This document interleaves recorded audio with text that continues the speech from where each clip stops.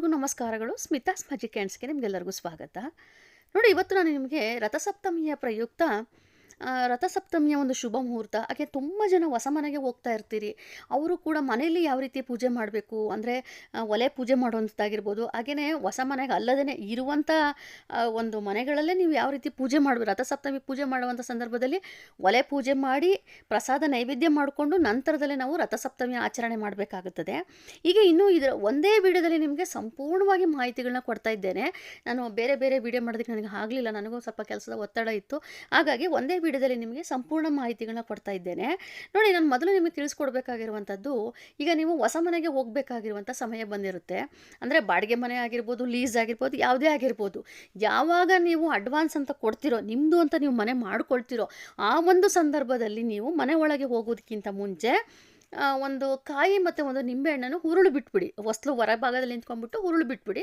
ಅದು ಒಂದು ದಿವಸ ಹಾಗೆ ಬಿಡಿ. ನಂತರದ ನೆಕ್ಸ್ಟ್ ಡೇ ತೆಗೆದುಬಿಟ್ಟು ಅದನ್ನು ನೀವು ಯಾವುದೋ ತುಳಿಯದೇ ಇರುವಂಥ ಜಾಗದಲ್ಲೋ ಅಥವಾ ಹರಿಯೋ ನೀರಿಗೋ ಅಥವಾ ಎಲ್ಲಾದರೂ ಒಂದು ಕಡೆ ಒಟ್ಟಿನಲ್ಲಿ ಯಾರ ಕೈಗೂ ಸಿಗದೇ ಇರೋ ರೀತಿಯಲ್ಲಿ ಹಾಕ್ಬಿಡಿ. ಆ ರೀತಿ ನೀವು ಮಾಡಿದಾಗ ನಿಮ್ಮ ಮನೆಗೆ ಆಗುವಂಥ ದೃಷ್ಟಿ ದೋಷಗಳು ಕೂಡ ನಿವಾರಣೆ ಆಗುತ್ತದೆ. ಹಾಗೆ ಹಳೆ ಮನೆ ಬಿಟ್ಟು ಬರುವಂಥ ಸಂದರ್ಭದಲ್ಲೂ ಅಷ್ಟೇ ಮನೆ ಖಾಲಿ ಮಾಡಿ ಬರಬೇಡಿ. ಮನೆ ಒಂದು ಸ್ವಲ್ಪ ಮಟ್ಟಿಗಾದರೂ ಕಸ ಗುಡಿಸಿ ಸ್ವಲ್ಪ ಕ್ಲೀನ್ ಮಾಡಿಬಿಟ್ಟು ಅಡುಗೆ ಮನೆಯಲ್ಲೋ ಅಥವಾ ದೇವರ ಮನೆಯಲ್ಲೋ ಆದರೂ, ನಿಮ್ಮ ಮನೇಲಿ ಈಗಾಗಲೇ ಉಪಯೋಗಿಸಿರುವಂಥ ದೀಪ ಆದರೂ ಪರವಾಗಿಲ್ಲ, ಒಂದು ಮಣ್ಣಿನ ದೀಪವನ್ನು ಹಚ್ಚಿಟ್ಬಿಟ್ಟು ಬನ್ನಿ. ಅದು ನಿಮಗೆ ತುಂಬಾ ಶುಭ. ಅಂದರೆ ನೀವು ಮುಂದೆ ಹೋಗುವಂಥ ಮನೆಗೂ ಕೂಡ ಒಳ್ಳೆಯದಾಗ್ತಾ ಹೋಗುತ್ತದೆ. ನಿಮಗೆ ನೀವು ಬಿಟ್ಟಿರೋ ಮನೆಗೂ ಕೂಡ ಒಳ್ಳೆಯದಾಗುತ್ತೆ. ಆ ರೀತಿಯಾಗಿ ನೀವು ಒಂದು ಒಳ್ಳೆಯದಾಗಲಿ ಕೇಳಿಕೊಂಡು ನೀವು ಒಂದು ದೀಪ ಹಚ್ಚಿಟ್ಟು ಬನ್ನಿ, ತುಂಬ ಒಳ್ಳೆಯದಾಗ್ತಾ ಹೋಗುತ್ತದೆ. ಈಗ ನಂತರದಲ್ಲಿ ನೋಡಿ, ನಾವು ಹೊಸ ಮನೆಗೆ ಬರುವಂಥ ಸಂದರ್ಭದಲ್ಲಿ ನೀವೇನು ಮಾಡಬೇಕು ಅಂದರೆ, ನಿಮ್ಮ ಮನೆಯ ದೇವರ ಫೋಟೋ ಜೊತೆಯಲ್ಲಿ ಒಂದು ಹಸು ಕರು ಇರುವಂಥ ವಿಗ್ರಹ, ಹಾಗೆಯೇ ಮತ್ತೊಂದು ಏನಪ್ಪ ಅಂತಂದರೆ ಒಂದು ಕಳಸ ಅಂತ ಒಂದು ಬಿಂದಿಗೆ ಏನಕ್ಕಪ್ಪ ಅಂತಂದರೆ, ನೀವು ಬಿಂದಿಗೆ ಅಂದರೆ ಮನೆ ಒಳಗಿರೋ ನೀರು ಆಗಬಾರ್ದು.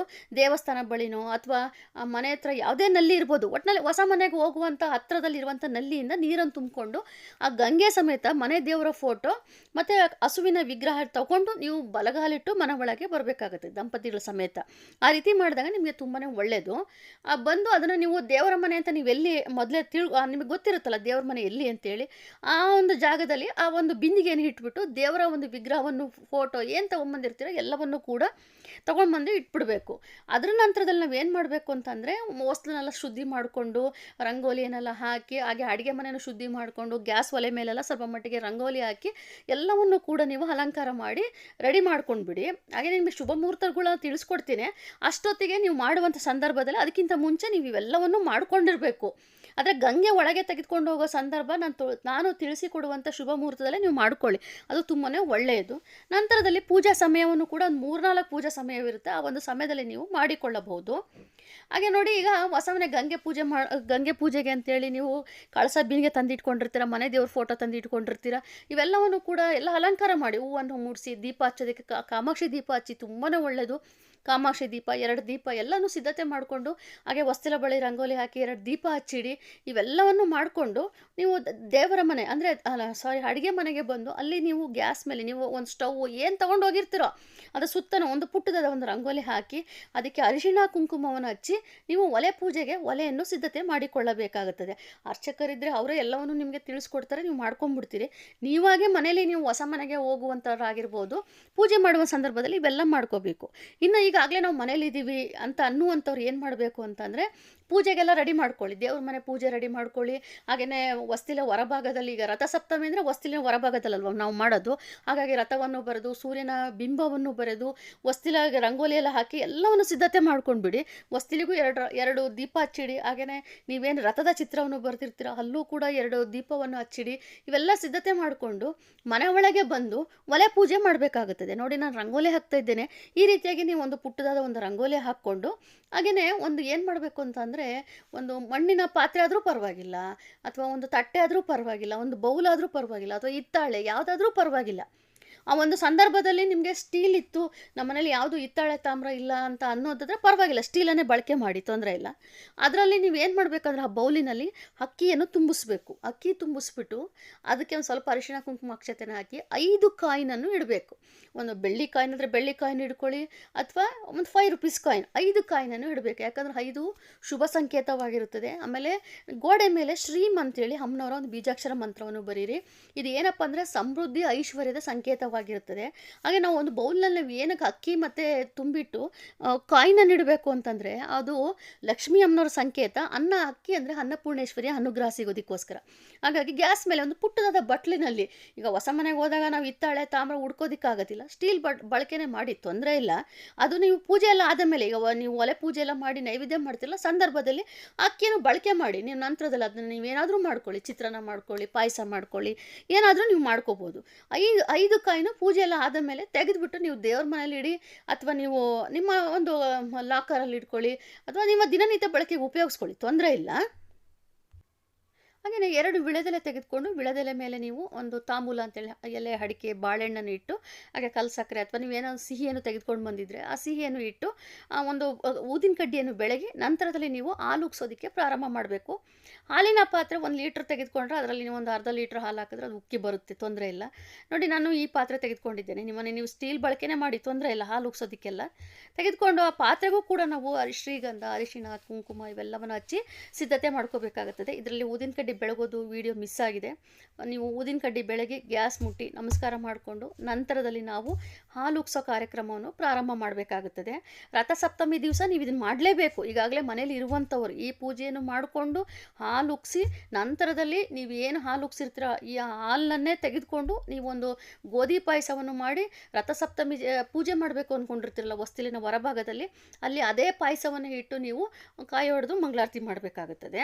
ನೋಡಿ, ಇದಿಷ್ಟು. ಹಾಗೆಯೇ ಈಗ ಹೊಸ ಮನೆಗೆ ಹೋಗುವಂಥವರು ಈ ಪಾತ್ರೆಗೆಲ್ಲ ಪೂಜೆ ಮಾಡಿಕೊಂಡು ಅದಕ್ಕೆ ಹಾಲು ಹಾಕಿ ಹಾಲನ್ನು ಉಗ್ಸಿ, ನೀವು ಹಾಲು ಉಗ್ಸೋ ಸಂದರ್ಭದಲ್ಲಿ ಸಕ್ಕರೆಯನ್ನು ಮೊದಲೇ ಹಾಕಬಾರ್ದು. ಹಾಲು ಉಕ್ಕುತ್ತಲ್ಲ ಆ ಸಂದರ್ಭದಲ್ಲಿ ಸಕ್ಕರೆ ಮತ್ತು ಸ್ವಲ್ಪ ಕೇಸರಿನ ಹಾಕಿದ್ರೆ ತುಂಬಾ ಒಳ್ಳೆಯದು. ನಾನು ಕೇಸರಿ ಇರಲಿಲ್ಲ, ಹಾಗಾಗಿ ಸಕ್ಕರೆಯನ್ನು ಅಷ್ಟೇ ಹಾಕಿ ತಿಳಿಸ್ಕೊಡ್ತಾ ಇದ್ದೇನೆ. ನೋಡಿ, ಹಾಲೆಲ್ಲ ಉಗ್ಸಿದ ನಂತರದಲ್ಲಿ ನಾವು ಕಾಯಿಯನ್ನು ಹೊಡೆದು ಮಂಗಳಾರತಿ ಮಾಡಬೇಕು. ಅದಕ್ಕಿಂತ ಮುಂಚೆ ನಾವು ಮಾಡೋದಕ್ಕೆ ಹೋಗಬಾರ್ದು. ಯಾಕಂದರೆ ದೇವರಿಗೂ ಫಸ್ಟು ನಾವು ನೈವೇದ್ಯ ತೋರಿಸ್ಬೇಕು. ನಂತರದಲ್ಲಿ ನೀವು ಗ್ಯಾಸಿಂದ ನೀವು ಏನು ಹಾಲು ಉಗ್ಸಿರ್ತೀರ, ಪ್ರಸಾದ ಎಲ್ಲ ಮಾಡ್ಕೊಂಡಿರ್ತೀರಲ್ಲ, ಈ ಹೊಸ ಮನೆಗೆ ಹೋಗುವಂಥವ್ರು ದೇವರ ಮುಂದೆ ಇಟ್ಟು, ಹೊಸ ಮನೆಗೆ ಮತ್ತು ಹಳೆ ಮನೆಗೆ ಇರುವಂಥವ್ರು ಇಬ್ಬರಿಗೂ ಅಷ್ಟೇ, ನೀವು ಈಗೇನು ಪ್ರಸಾದ ಅಂತ ಮಾಡಿರ್ತೀರೋ ಗೋಧಿ ಪಾಯಸ ಅಥವಾ ನೀವೇನು ಸಿಹಿ ಸಜ್ಜಿಗೆ ಏನೇ ಮಾಡ್ಕೊಳ್ಳಿ, ಆ ಒಂದು ಪ್ರಸಾದವನ್ನು ನೀವು ದೇವರ ಮುಂದೆ ಮತ್ತು ಹೊಸ್ತಿಲಿನ ಹೊರಭಾಗದಲ್ಲಿ ನಾವೇನು ರಥವನ್ನು ಬರೆದು ಪೂಜೆಗೆ ರೆಡಿ ಮಾಡ್ಕೊಂಡಿರ್ತೀವೋ ಅಲ್ಲಿ ಅದೇ ಪ್ರಸಾದವನ್ನು ಇಟ್ಟು ನೀವು ಮಂಗಳಾರತಿಯನ್ನು ಮಾಡಬೇಕು. ಹಾಗೆ ಮನೆ ಒಳಗೂ ಅಷ್ಟೇ ನೀವು ಇದೇ ರೀತಿಯಲ್ಲಿ ನೀವು ಮಂಗಳಾರತಿಯನ್ನು ಮಾಡ್ಕೋಬೇಕಾಗುತ್ತದೆ. ರಥಸಪ್ತಮಿ ದಿವಸ ನೀವು 3 ಕಡೆ ಮಂಗಳಾರತಿ ಮಾಡಬೇಕು. ಒಂದು, ನಾವು ಏನು ಒಲೆ ಪೂಜೆ ಮಾಡಿರ್ತೀವೋ ಅಲ್ಲಿ ಕೂಡ ಮಂಗಳಾರತಿ ಮಾಡಬೇಕು, ದೇವರ ಮನೆಯಲ್ಲೂ ಕೂಡ ಮಂಗಳಾರತಿ ಮಾಡಬೇಕು. ಹಾಗೆಯೇ ಅದ್ರ ಜೊತೆಯಲ್ಲಿ ರಥಸಪ್ತಮಿ ಅಂತೇಳಿ ನಾವೇನು ತುಳಸಿಯ ಗಿಡದ ಮುಂದೆ ನಾವು ಪೂಜೆ ರೆಡಿ ಮಾಡ್ಕೊಂಡಿರ್ತೀವೋ ಅಲ್ಲಿ ಕೂಡ ಮಂಗಳಾರತಿ ಮಾಡಬೇಕಾಗುತ್ತದೆ. ಹಾಗೆ 3 ಬಾರಿ ಮಂಗಳಾರತಿ ಮಾಡಬೇಕಾಗುತ್ತದೆ. ಹಾಲು ಎಷ್ಟು ಚೆನ್ನಾಗಿ ಉಕ್ಕಿ ಹೊರಗೆ ಬರುತ್ತೋ ಅಷ್ಟು ನಮ್ಮ ಮನೆ ಕೂಡ ಯಾವಾಗಲೂ ಕೂಡ ಹಾಲು ಉಕ್ಕದಂಗೆ ಮನೆ ಕೂಡ ಸಮೃದ್ಧಿಯಾಗಿರುತ್ತೆ ಅನ್ನೋ ಒಂದು ನಂಬಿಕೆ. ಹಾಗಾಗಿ ಜೋರಾಗೆ ಇಟ್ಟು ನೀವು ಹಾಲು ಉಗ್ಸಿ, ತುಂಬಾ ಒಳ್ಳೆಯದು. ಅದರ ನಂತರದಲ್ಲಿ ಅದೇ ಹಾಲಿನಿಂದ ನೀವು ಪ್ರಸಾದ ಸಿದ್ಧತೆ ಮಾಡ್ಕೋಬೇಕು. ಇದಿಷ್ಟು ಒಲೆ ಪೂಜೆ ಮಾಡುವಂಥದ್ದು. ಪ್ರಸಾದ ಮಾಡಿ ಇದೆಲ್ಲ ಆದ ನಂತರ ಪ್ರಸಾದ ಮಾಡ್ಕೋಬೇಕಾಗುತ್ತದೆ. ಈಗ ನೋಡಿ, ರಥಸಪ್ತಮಿಯ ಶುಭ ಮುಹೂರ್ತಗಳು ಹೇಳ್ತಾ ಇದ್ದೇನೆ. ಹೊಸ ಮನೆಗೆ ಹೋಗುವಂಥವರು, ಈಗ ಇರುವಂಥವ್ರು, ಈಗಾಗಲೇ ಇದ್ದು ಪೂಜೆ ಮಾಡ್ತಾ ಇರುವಂಥವ್ರು ಇಬ್ಬರಿಗೂ ಕೂಡ ಇದೇ ಶುಭ ಮುಹೂರ್ತವಾಗಿರುತ್ತದೆ. ಬ್ರಾಹ್ಮಿ ಮುಹೂರ್ತ ಬೆಳಗಿನ ಜಾವ 5 ಗಂಟೆ 7 ನಿಮಿಷದಿಂದ 5 ಗಂಟೆ 56 ನಿಮಿಷವಿರುತ್ತದೆ. ಅವತ್ತು ನಾವು ಇನ್ನೊಂದು ಪೂಜೆಗಳನ್ನ ಮಾಡ್ಕೊಳ್ತೀವಿ. ಅಂತಂದರೆ ಸ್ನಾನವನ್ನು ಸಹ ಮಾಡ್ತೇವೆ, ಎಕ್ಕೆ ಎಲೆಯನ್ನು ಉಪಯೋಗಿಸ್ಕೊಂಡು ಸ್ನಾನವನ್ನು ಮಾಡ್ತೇವೆ. ಹಾಗಾಗಿ ಆ ಸ್ನಾನ ಎಲ್ಲ ಆದ ನಂತರದಲ್ಲಿ ನಾವು ಈ ಪೂಜೆ ಪ್ರಾರಂಭ ಮಾಡಬೇಕಾಗಿರೋದ್ರಿಂದ ನಾವು ಬ್ರಾಹ್ಮಿ ಮುಹೂರ್ತದಲ್ಲಿ ಸ್ನಾನವನ್ನು ಮಾಡ್ಕೋಬೋದು.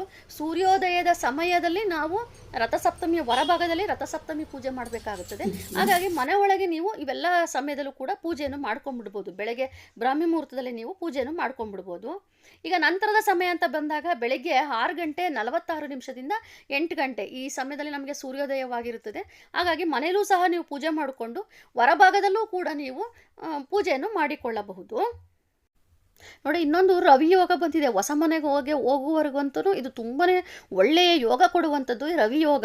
ಯಾವುದಪ್ಪ ಅಂದರೆ ಬೆಳಗ್ಗೆ 6 ಗಂಟೆ 46 ನಿಮಿಷದಿಂದ ಮಧ್ಯಾಹ್ನ 1 ಗಂಟೆ 35 ನಿಮಿಷದವರೆಗೂ ನಮಗೆ ಸಮಯವಿರುತ್ತದೆ. ಭಾನುವಾರ ನಮಗೆ ರಾಹುಕಾಲ ಪ್ರಾರಂಭ ಆಗೋದೇ ಮಧ್ಯಾಹ್ನ 3 ಗಂಟೆ. ಹಾಗಾಗಿ ನಿಮಗೆ ತೊಂದರೆ ಇಲ್ಲ. ಯಾಕಂದರೆ ಹೊಸ ಮನೆಗೆ ಹೋಗುವಂಥವ್ರು ಒಬ್ಬರೇನು ಹೋಗಿರೋದಿಲ್ಲ, ಸಂಬಂಧಿಕರಿಗೆ ಕರೆದಿರ್ತೀರಿ. ಹಾಗಾಗಿ ಹಾಲು ಉಗ್ಸಿದಾಗ ನೀವು ಅದೇ ಹಾಲಿಗೆ ಸ್ವಲ್ಪ ಮಟ್ಟಿಗೆ ನೀವು ಬಾದಾಮಿ ಹಾಲಾದರೂ ಮಾಡಿಕೊಡಿ, ಸಿಹಿ ಏನಾದ್ರೂ ಮಾಡಿಕೊಡಿ, ಅದೇ ಹಾಲಿನಲ್ಲೇ ಮಾಡಿಕೊಡಿ, ತುಂಬಾ ಒಳ್ಳೆಯದು. ಹಾಗೆ ನೆಂಟರನ್ನೆಲ್ಲ ಕರೆದಿರ್ತೀರಿ, ಪೂಜೆ ಮಾಡೋದು ಲೇಟ್ ಆಗುತ್ತೆ. ಹಾಗಾಗಿ ಈ ಸಮಯ ನಿಮಗೆ ಈ ರವಿ ಯೋಗ ತುಂಬಾ ಒಳ್ಳೆಯದಿದೆ. 6 ಗಂಟೆ 46 ನಿಮಿಷದಿಂದ ಮಧ್ಯಾಹ್ನ 1 ಗಂಟೆ 35 ನಿಮಿಷದ ಸಮಯವಿರುತ್ತದೆ. ಆ ಸಮಯದಲ್ಲಿ ನೀವು ಹೊಸದಾಗಿ ಹಾಲು ಉಗ್ಸಿ ಪೂಜೆ ಮಾಡ್ಕೋಬೋದು. ಬೆಳಗ್ಗೆನೇ ನಮಗೆ 3 ಮುಹೂರ್ತಗಳಿದೆ. ನಂತರದಲ್ಲಿ ನೋಡಿ ಅಮೃತ ಕಾಲ, ಇದು ಕೂಡ ತುಂಬಾ ಒಳ್ಳೆಯದು. ಬೆಳಗ್ಗೆ 11:15ರಿಂದ 12 ಗಂಟೆ 49 ನಿಮಿಷ, ಈ ಸಮಯದಲ್ಲೂ ಕೂಡ ನೀವು ರಥಸಪ್ತಮಿಯನ್ನು ಆಚರಣೆ ಮಾಡಬಹುದು. ಆಮೇಲೆ ಇನ್ನೊಂದು ಅಭಿಜಿನ್ ಮುಹೂರ್ತ, ಇದು ಕೂಡ 12 ಗಂಟೆ 9 ನಿಮಿಷದಿಂದ 12 ಗಂಟೆ 55 ನಿಮಿಷ. ನೋಡಿ ಎಲ್ಲ ಕೂಡ ಒಳ್ಳೆಯ ಸಮಯವಿದೆ. ಬೆಳಗ್ಗೆ ನಮಗೆ 3, 4, 5 ಮುಹೂರ್ತಗಳಿವೆ. 5 ಮುಹೂರ್ತಗಳಲ್ಲಿ ಹೊಸ ಮನೆಗೆ ಹೋಗುವಂಥ ರವಿ ಯೋಗವನ್ನು ಆಯ್ಕೆ ಮಾಡಿ, ತುಂಬಾ ಒಳ್ಳೆಯದು. ಇಷ್ಟೂ ಮುಹೂರ್ತಗಳು ನಿಮಗೆ ತುಂಬಾ ಒಳ್ಳೆಯ ಶುಭ ಸಮಯವಾಗಿರುತ್ತದೆ. ಹಾಗಾಗಿ ನೀವು ಎಕ್ಕೆ ಎಲೆಯನ್ನು ಉಪಯೋಗಿಸ್ಕೊಂಡು ಸ್ನಾನವನ್ನು ಮಾಡಿಕೊಂಡು, ಹಾಗೆ ರಥಸಪ್ತಮಿ ಪೂಜೆಯ ಜೊತೆಯಲ್ಲಿ ನಾವು ಆರ್ಘ್ಯವನ್ನು ಬಿಡಬೇಕಾಗುತ್ತದೆ ಸೂರ್ಯನಿಗೆ. ಹಾಗಾಗಿ ಇವೆಲ್ಲ ಪದ್ಧತಿ ನಾವು ಅನುಕರಣೆ ಮಾಡೋದಕ್ಕೆ ಸ್ವಲ್ಪ ಮಟ್ಟಿಗೆ ಸಮಯವೂ ಇರುತ್ತದೆ.